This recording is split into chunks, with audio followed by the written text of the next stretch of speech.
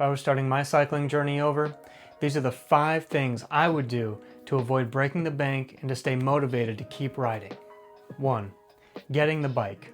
I know it's so tempting to go online to those factory brand websites and start pricing out your dream bike from the gun.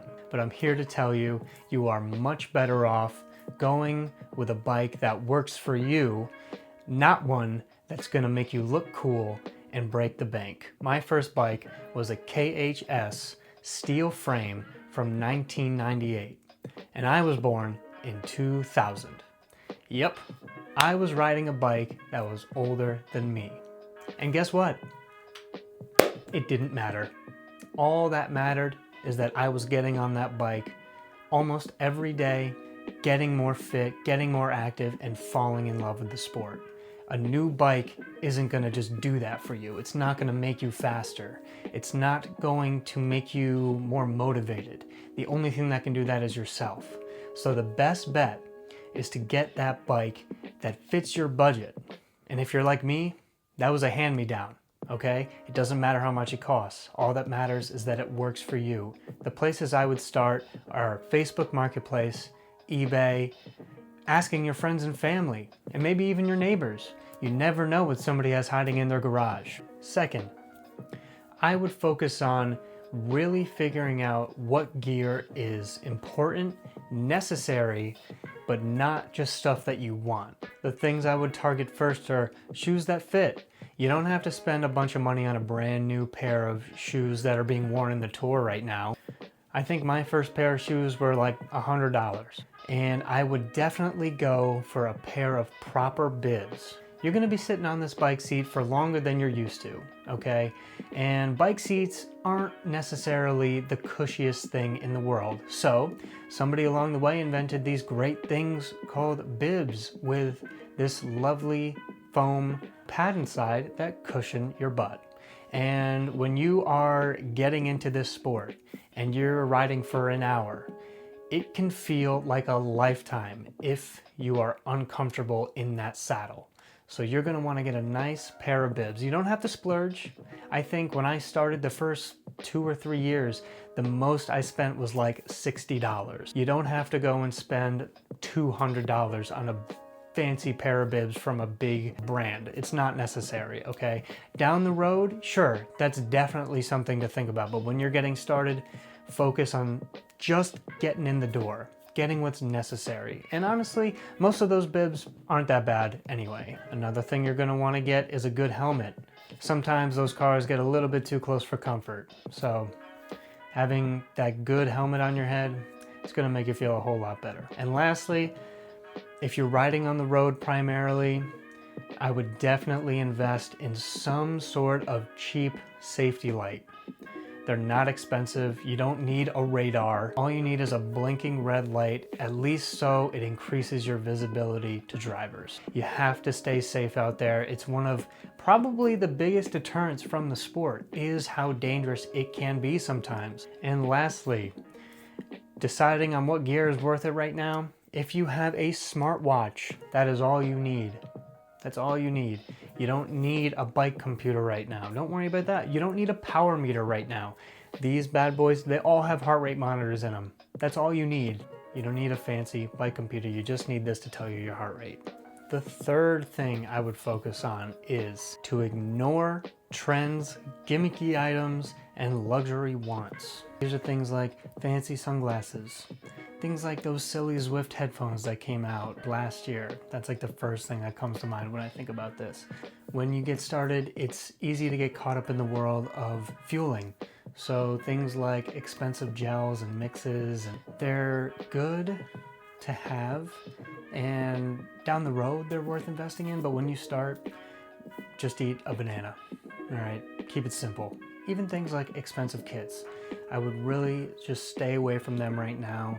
You don't need it. I know I touched on it a little bit in the last segment, but especially things like expensive jerseys, you don't need it. Go on Amazon and buy like one that you can tolerate the color and like the design. Wearing some name brand kit isn't gonna make you want to keep riding, okay? Enjoying the sport is gonna want to make you keep riding. Wear a t-shirt. Wear literally like a Nike dry fit. You don't even have to have a zip up jersey. The one thing it is useful for is like a pocket in the back. Most of the nice brands, they don't make bibs with pockets in the back. Maybe some like cargo bibs you can get, but cheaper brands for some reason, they throw pockets in the back of bibs, which is like awesome. So if like you're wearing a regular t-shirt, you can still put your phone in your back pocket. It's not about the flash at the beginning. The fifth thing that I would definitely focus on when I'm getting started in this sport is to learn how to fix your bike. Learn about the whole sport, but especially how to fix your bike, especially if you're gonna buy one from Facebook Marketplace. The odds are it's gonna need some TLC. It's gonna need a new shift cable. It might just need new handlebar tape. You never know. It might need some adjusting on the drivetrain when you're shifting gears. Things like learning how to change tires. You're probably going to be starting off with tube tires. You need to know how to change a tire because you're going to get a flat.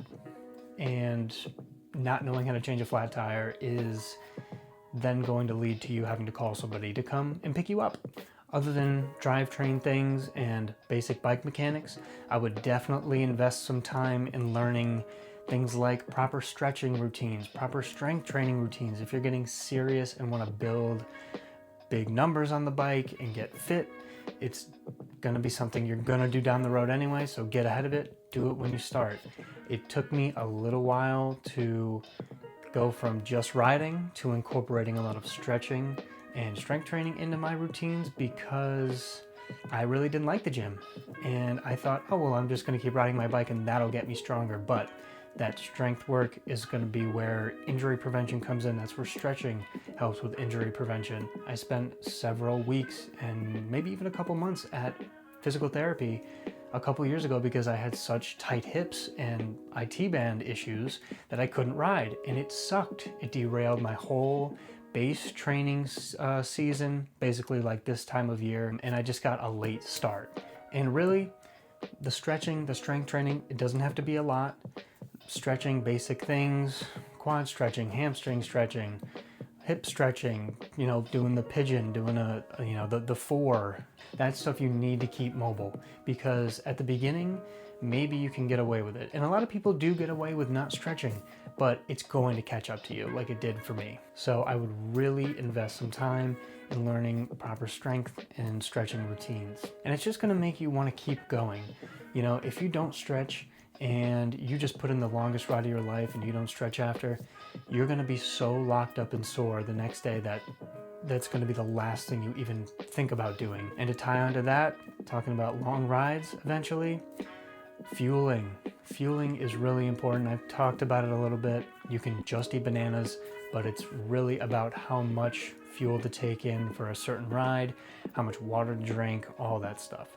That is so important. I can't tell you how many long rides, like when I was getting up into the 50-mile range, I was doing that on the weekends.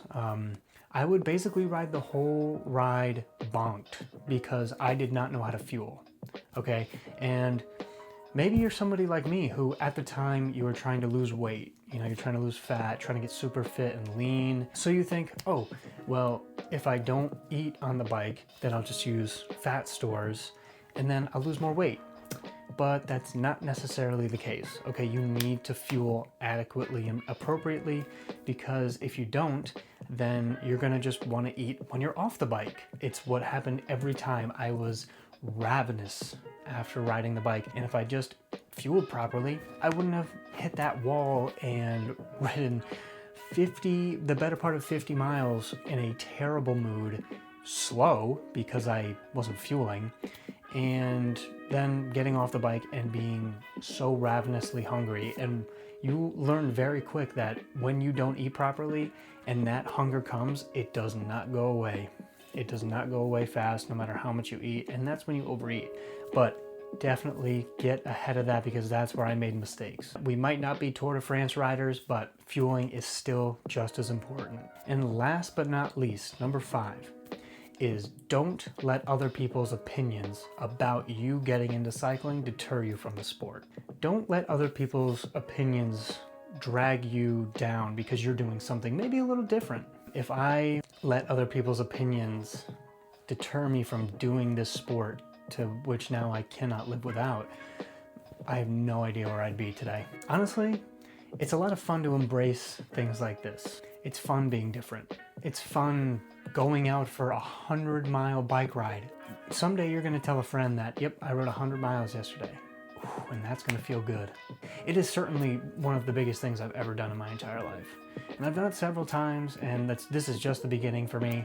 It's an amazing sport, and I really hope this has helped you kind of put things into like a little bit better perspective and kind of calm you down, because I know when you start, it's so easy to like see how expensive everything is and to easily get deterred because you don't know anybody who does it. But this sport is incredible.